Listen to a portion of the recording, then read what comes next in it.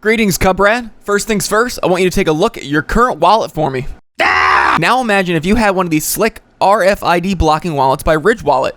The slim size helps you carry less in your pocket, but still have all the essentials on you.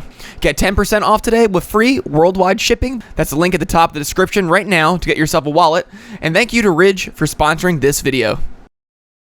How we doing today, my Cubbrads? It's your boy Cubby here with a different kind of video for you.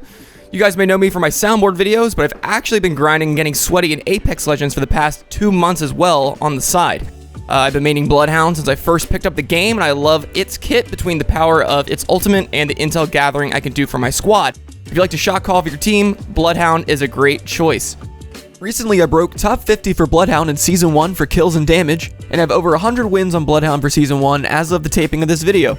I've learned countless things, pouring the overwhelming amount of my time playing it, and I'd like to share that info with you. So today, I'm happy to share the 10 biggest tips on how to be an expert Bloodhound. Number 1, how to instantly pop Bloodhound's ultimate by animation canceling. Most of you are aware that you can skip the few second animation of Bloodhound using its ult by being on a zipline.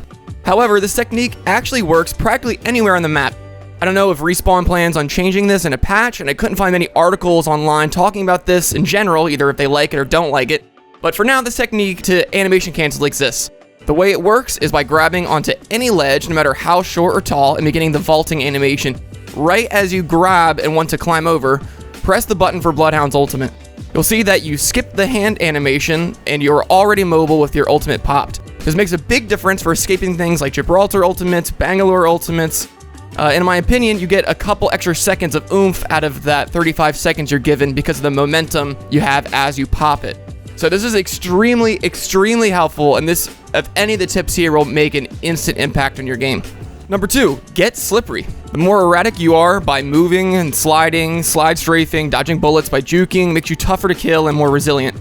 The less damage you take to begin with, the more waves of enemies you can take on, especially when you're at a place like Skulltown or Market, for example. This is the most general tip of the 10 I'm sharing today, but if you can master Apex's movement, you'll see that skill return even bigger dividends while Bloodhound's ultimate Beast of the Hunt is in use. It may sound like dodging bullets means running away, but that's not true at all necessarily. The speed boost from Beast of the Hunt lets you pull off stupid fast dives on opponents as you sprint and slide into or cross a close range opponent. When you slide, you become a much smaller target that's not at the usual eye level. More often than not, in my experience, a player who is doing the dive, as long as he isn't complete potato, will kill or get the leg up on their victim. Just be wary of them having a shotgun, of course, but if you shoot to kill, it's still winnable against a player with a shotgun. Throughout this video, you'll see footage of me sliding and diving targets, and you'll see how effective it is at getting the upper hand. So this can mean either sliding into opponent, or it can mean juking left and right, making, sort of like AD strafing, but also, moving your mouse or your analog stick and turning and making weird turns here and there as you're approaching a target, or dodging bullets from a target as you're trying to get away. This will make a massive amount of difference, and especially with Bloodhound's ultimate with the speed boost, you become such a difficult target to hit as long as you run in like a serpentine pattern. So make sure to add that to your gameplay when you play it. Number 3, your scan ability gives you directional information in addition to positional. Use it. Your Eye of the Allfather scan shows where enemies are located. Don't use the scan lightly. Pay attention to the results you get closely if you can, because if you pay close enough attention, you'll see it also shows directional information, which is especially handy to flank an enemy playing a house, for example. You can see, oh, okay, he's looping around the back of the house, going from the back right of the house to the front right of the house. You can take that information and flank him from the direction where he originally came from and dive his position. So make sure to see which way that person is moving and looking during the scan and use that to your advantage.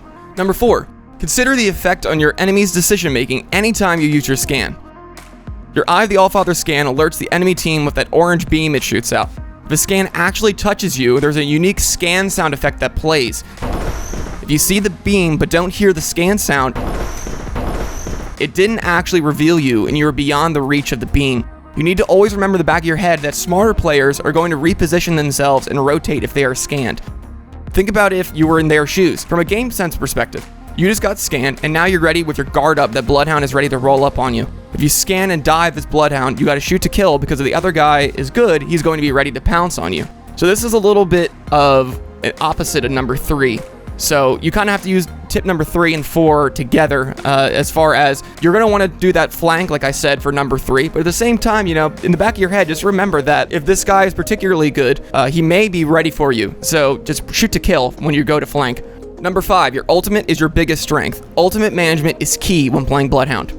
What can I say about Beast of the Hunt? Man, this is my favorite part, when you get to turn on sicko mode and steamroll a team or two with your speed and heat vision. I've seen some Bloodhound players pop its ultimate when they're just running around in fields, praying they stumble on some tracks. Perhaps this works for some people. Personally, I find that really wasteful. Maybe it's because of my Overwatch background and knowing how ultimate management works in that game. Personally, here are the times to use Bloodhound ultimates as told by me. Number 1, in team fights, unless you already have a big and obvious advantage, like you've already downed 2 of the enemies, sometimes even 1, use your best judgment based on how the fight feels. Number 2, you're crazy far outside the ring. The ring is level 3 or higher and is doing lots of damage to you. Or it's a level 1 or level 2 ring and you only have a couple of health items on you. Number 3, closing the gap. This is when an enemy you're tracking, you know, is say only 15 to 20 seconds ahead of you, based on the trail, or you have close range weapons that are very brawl oriented. Your ultimate can make that distance faster to travel, so make sure to close that gap. Number 4, escapes. There's so many times where I've escaped team fights where both my teammates died, only to rush back in with my ultimate 45 seconds later, quickly grab their banners, and dip out. Oftentimes, this happens under enemy fire as they loot, so you just need to zigzag and juke your way to safety if they're trying to shoot you as you run. The speed bonus of your ultimate makes you tricky to hit if you move erratically, like I said earlier. Use that for your escape. Number 5, this is a big one. If you're in water or you're about to be in water, I really hate playing in the water or the swamp because you can't get the slide speed bonus, and you're generally an easy target. There's not very much cover in the rivers and stuff. So if there's a team fight outside bunker, cascades, bridges, for example, where you need to dive an enemy team that's on the opposite side of the river, or you have to escape across the river, this is a very, very strong time to cast your ultimate. And I definitely recommend this as one of the priority moments. Number 6, Beast of the Hunt partially counters Caustic's entire kit. Let me break down my game sense in this clip. My team gets a knock on this squad that's set up in this house. My scan reveals that they were playing Caustic and have the traps arranged in the house with them. I pop my Bloodhound ult, and my Bangalore teammate pops smoke to additionally cover me. Watch how the speed boost of my ult counteracts the slowing effect of Caustic's gas here, and how my heat vision lets me see clearly through Caustic's gas, which you elsewise would not be able to do. This play is really ballsy, and I caught this team off guard as they were trying to res their teammate. Remember, the enemy team can't see well through Caustic's gas, only Caustic himself can. So now I push up there and easily wipe this team mid-res. I dip out and immediately heal. If that fight went on any longer, that'd be rough just from the amount of damage I took from the gas, but my aggression there paid off. Number 7, try to think of your enemy's game sense as you track. Put yourself in their shoes. How would I parkour my way through this? Would I go over here and maybe loot over this box or this house? What would I do next? These are the kind of questions you should be asking yourself as you're chasing a trail. This is very situational, but try to internalize and think this way each time you track someone. This can help you predict game sense wise, where would this person be running next? And not have complete blind faith in the literal track itself. Number 8, Ultimate Accelerants and Bloodhound is like myself and memes. It is our lifeblood. Everybody loves to say Lifeline should have all your Ultimate Accelerants, which I do agree with if she's on your team. However, if Lifeline isn't, or this is the real late game and you're already kitted and you don't really need her drops anymore, pop all the Ultimate Accelerants you can find as Bloodhound and keep some extra in your backpack if you have a level 2 or 3 backpack. If you use the wingman or a shotgun that only needs really 1 inventory space for ammo, this makes packing ulti excels really easy as Bloodhound.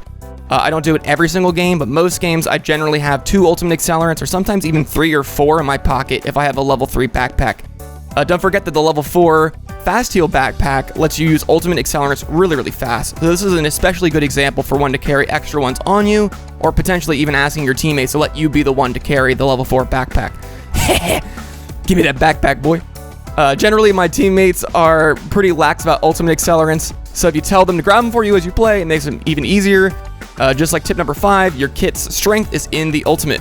Have it ready to go as much as you can, and that 20% boost to getting it from the Ultimate Accelerant, it makes a world of difference in having it ready to go for every team fight. Number 9, the fact you chose Bloodhound will influence your opponents. Any competent player understands what Bloodhound's kit can do even if they don't play him. They know you can track them for 60 seconds, they know you can potentially see through the Bangalore smoke if they saw you in this fight. They especially know that you can do that if they heard the sound effect of you popping your ultimate. They hear the burning sound Bloodhound makes when you're near him during Beast of the Hunt. or they saw your glowing eyes earlier. This tip is as similar to number 4 about how your scan affects enemies' judgment and game sense decisions. Tell me if this sounds familiar to you.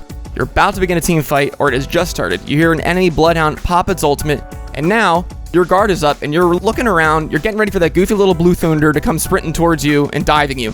Yes, good players in 3-stack squads are going to call you out and focus you down. Unless you are a god at positioning and movement in Apex, which, get good. Try to suss out the engagement and find what path to the enemy lets you reach them safely and quickly. Closing the gap on an enemy is important, but just remember in the back of your mind as you sprint, how can I best approach this squad and not get completely destroyed on my way over? This tip now leads into my final tip. Number 10, your ultimate makes you a flanking menace. Outplay and outposition your opponents with your speed boost. This is a situational tip depending on positioning and map geography. You will need to read each situation to determine if it makes sense. The speed boost from Beast of the Hunt makes you the best flanker legend while it's activated, in my opinion. While I certainly do dive directly into enemy teams, I often use Bloodhound's ultimate to take a wide flank around a squad while my other 2 teammates engage from the front. This could mean me going around, finding a high ground or a cliff, and sniping them if I'm using a longbow, for example. Or it can mean getting up close and personal, where now you've got the enemy pinched, and crossfire is now happening, and now you're applying much greater psychological pressure than if all 3 of you were doing the same thing from the same angle. Watch out in this example clip, I rotate around this final squad and catch this Pathfinder off guard as he tries to heal up and reset after fighting my homie. But by flanking, I've shut down any opportunity he has to catch a breather.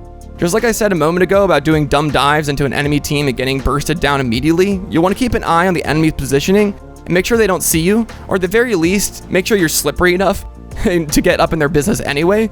You do have your ultimate speed boost after all. Sometimes you can just slip on in and brute force your way to a workable flank regardless. Once again, all these tips are situational many times. You just have to use your best judgment and game sense to figure out what works for that situation. So now you may be thinking, well, Cubby just gave me 3 different takes on how to best tackle Bloodhound's ultimate, and you'd be right, but the final takeaway I have to say is practice makes perfect. Reading the situation and knowing how to best attack a squad is rooted in raw experience, and yeah, you're gonna screw it up sometimes, myself included and pros included. It's all part of the game and getting better, but if you put in the hours and every time you log on, you truly strive to improve your skills and think critically as you play, you'll see yourself grow both as an Apex player and as a Bloodhound player. Thanks so much for watching my tips video. I'd love to hear your feedback on it, and if you found the tips useful for improving your Bloodhound play, I'd like to make some more Apex videos, whether that's tutorials and tips, cool and funny highlights from playing with my friends, and perhaps a Bloodhound montage soon. I've been having so much fun with this game, and I'm starting to think I'm genuinely better at this game than I ever was at Overwatch. So I'd love to share my daily experiences with all my cubbrads. I also stream Apex Legends on my Twitch. We'll be happy to catch you at one of my streams, so give me a follow over there if you haven't yet. And the best way to reach me and keep in touch for any questions is via my Discord server. I'm in there basically every day and I'd be happy to talk to you. If you're new to the channel, please be sure to drop me a like and subscribe if you found this handy, and I hope to catch you again real soon. Until next time, peace! Thanks for watching, and thanks especially to my channel members. If you're interested in becoming a channel member, click the link in the description or hit the join button and become a channel member today and earn exclusive perks. Catch you next time. Peace!